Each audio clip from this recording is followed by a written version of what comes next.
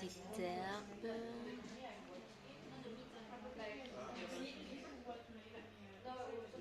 Et un bon feu. Donc avec plein de petites herbes. Du bœuf cru et des boulettes de bœuf. Miam. Bonjour mes pipistrelles, j'espère que vous allez bien. Voilà, aujourd'hui on va parler du pho.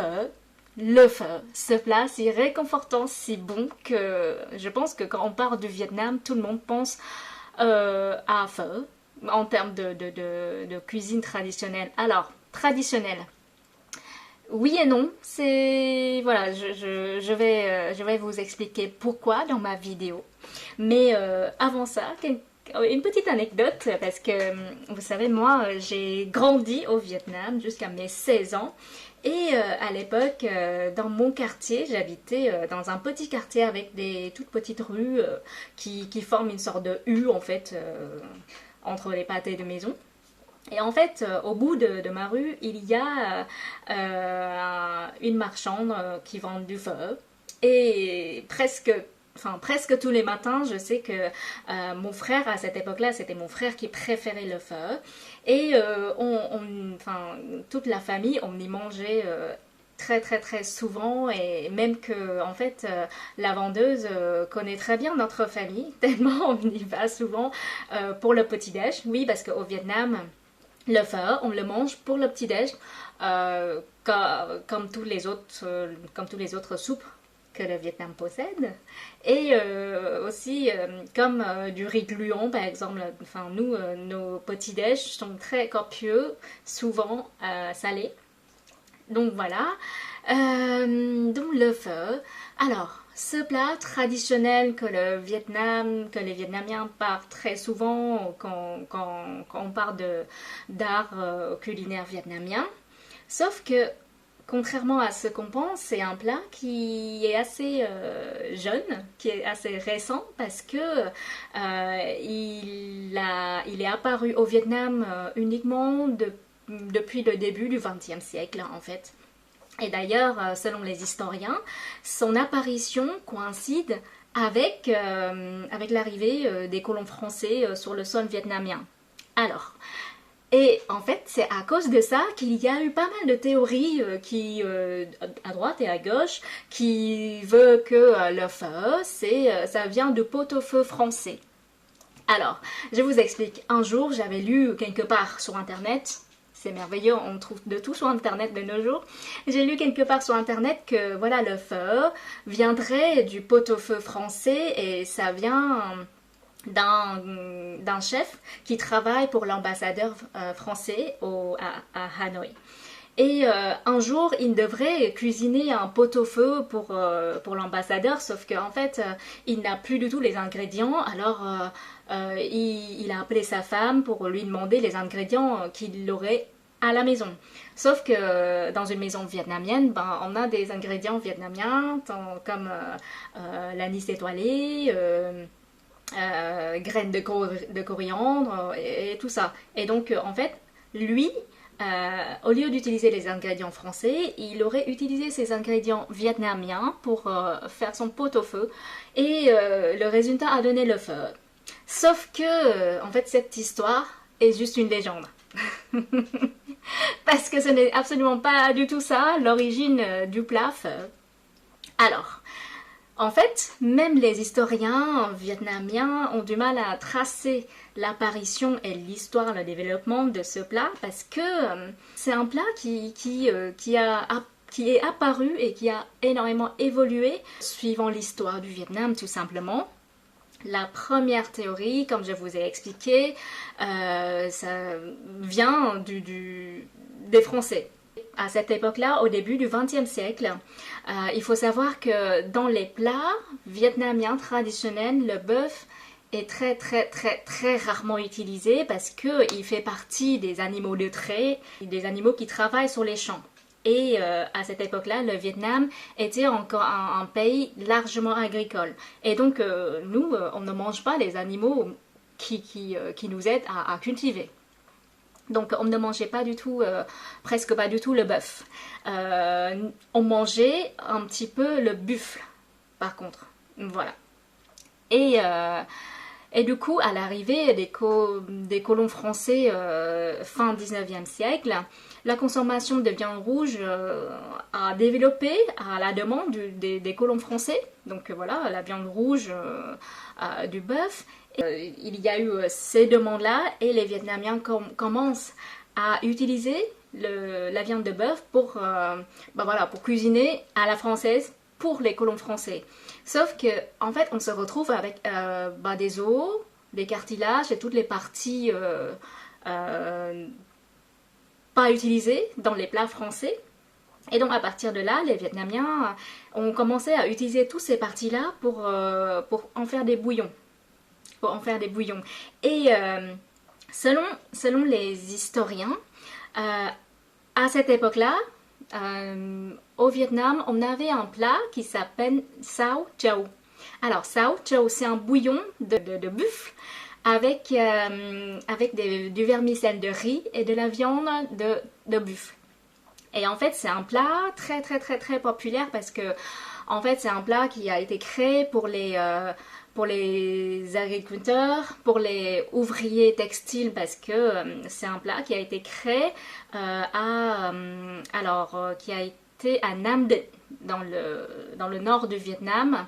Et c'est une région qui a une industrie textile qui se développe, et donc énormément d'ouvriers qui travaillent dans le textile, et eux, ils sont très friands de cette soupe-là. Avant d'aller travailler, après leur travail. En fait, c'est un plat très nourrissant et réconfortant. Et donc, les marchands de ce plat, sao chow, qui utilisent donc la viande de buffle, et le bouillon vient des os de buffle aussi. Ils se retrouvent sur le marché avec énormément d'os, de cartilage, de bœuf, qui sont très très très bon marché, puisque personne n'utilise, parce que les Vietnamiens déjà à l'époque, on n'avait pas l'habitude de manger du bœuf, la viande rouge. Et les Français, quand ils mangent de la viande, ils mangent des beefsteaks, et il y a plein de parties qui n'utilisent pas. Voilà. Et à partir de là, les marchands qui faisaient du sao chow, ils ont commencé à faire leur bouillon avec des os de bœuf. Et petit à petit, le plat a évolué avec l'ajout des épices. Comme ce qu'on connaît maintenant. Alors, je vais vous donner la liste des épices utilisées dans le plat. Alors, donc, pour les épices, on a les anis étoilés, on a de la cannelle, du gingembre, des oignons qu'on fait frire et revenir dans de la graisse de bœuf, en fait. Et on a aussi le tsao. On utilise donc pour agrémenter tout ça, la viande de bœuf bien sûr, des nouilles de riz plates, du basilic, de la ciboulette, de la coriandre, et aussi des oignons crus. Voilà. Et donc ça, c'est la première théorie, que en fait ça s'est développé avec l'arrivée des colons français et leur habitude de manger de la viande rouge, et ce qui a permis aux marchands vietnamiens de développer un autre bouillon, en fait, si vous voulez. Après, on a aussi une autre théorie qui veut que le plat vienne d'une invention des migrants chinois qui étaient au Vietnam à cette époque.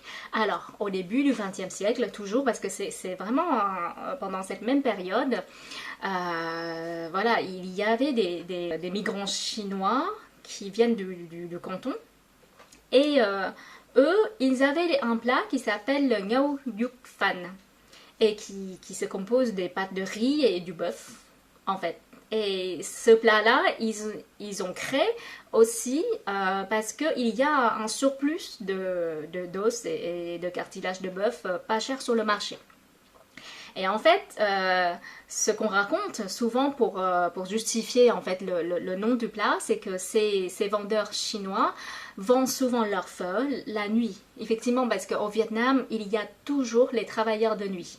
Donc c'est vraiment quelque chose qui fait partie de la vie là-bas, de la culture. Et vous trouvez des travailleurs de nuit vraiment partout au Vietnam. Et donc, on a des vendeurs de nourriture de nuit. Voilà. Et même jusqu'à maintenant, hein, vous pouvez trouver à manger à n'importe quelle heure, même la nuit au Vietnam. Et donc, ces vendeurs chinoises, immigrés chinoises, à la tombée de la nuit, ils traversaient les rues en criant le nom du plat pour attirer des clients. Oui, ben, c'est comme ça qu'on fait là-bas. Et comme le nom Ngau Yuk Phan est très long, et donc pour abréger tout ça, ils criaient tout simplement Phan à la fin. Et donc au fur et à mesure du temps, les Vietnamiens appellent pho le mot Phan.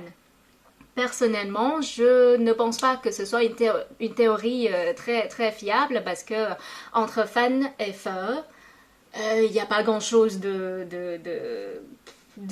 similaire. Et en plus, les épices et tous les ingrédients utilisés pour le plat pho sont vraiment spécifiques aussi au savoir-faire et aux habitudes vietnamiennes.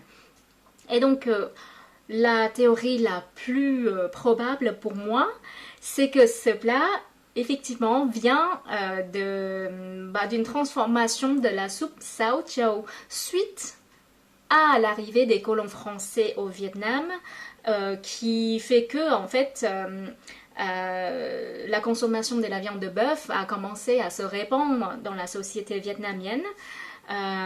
Donc, pour résumer, donc, effectivement, le pho, c'est un plat qui vient de l'influence française, mais ça ne vient pas du pot-au-feu français, pas du tout, ça n'a rien à voir. Et ensuite, c'est que le pho prend son origine du nord du Vietnam, près de Hanoï. Parce que le plat Sao Chow, c'est vraiment un plat qui vient de Nam Dinh, donc du nord du Vietnam, pas très loin de Hanoï.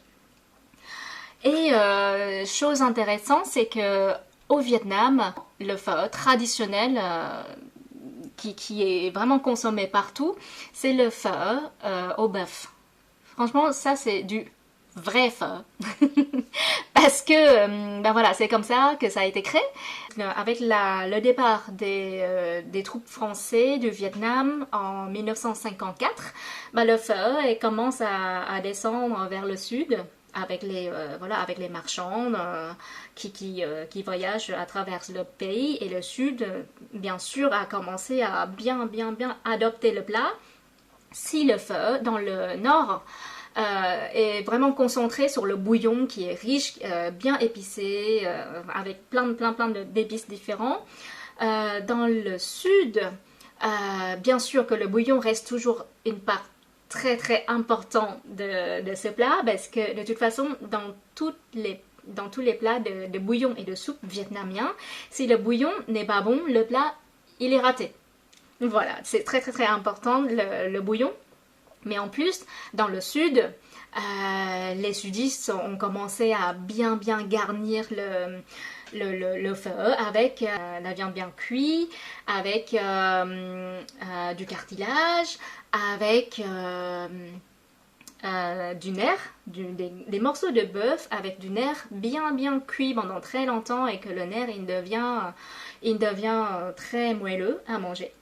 Pho Thai, avec de la viande crue en fait, comme on mange du bœuf en France, bleu, saignant, bien cuit, ou juste cuit à point.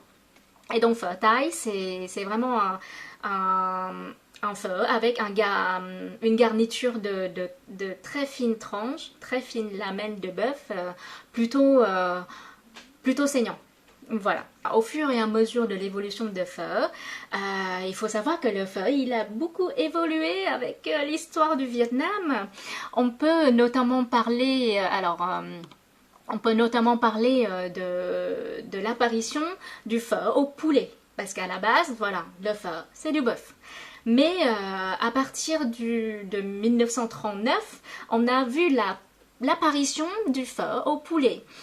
Pourquoi? Parce qu'en fait, à cette époque-là, pendant la semaine, il est impossible pour les Vietnamiens de trouver du bœuf les lundis et les vendredis.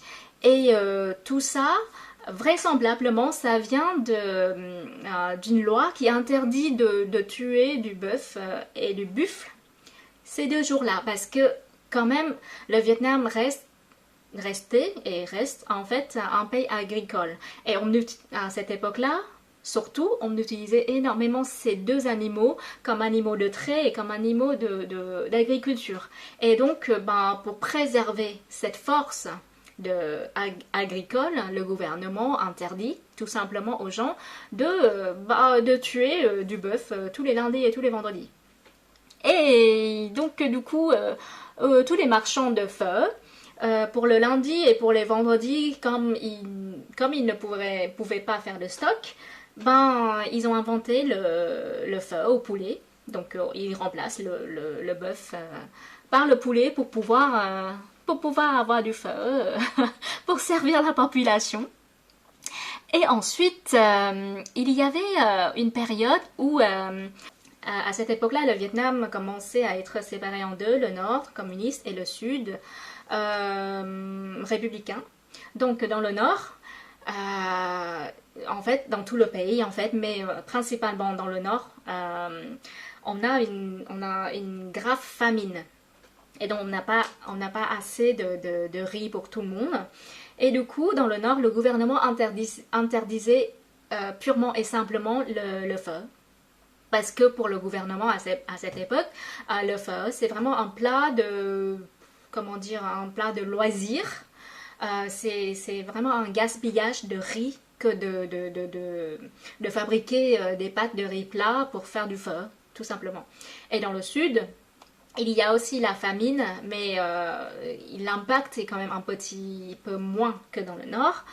Mais du coup, on trouve de moins en moins de viande pour en consommer. Et du coup, les Vietnamiens qui, à cette époque-là, sont vraiment devenus très très très attachés à ce plat. Du coup, beaucoup de marchands ont commencé à vendre du pho sans rien.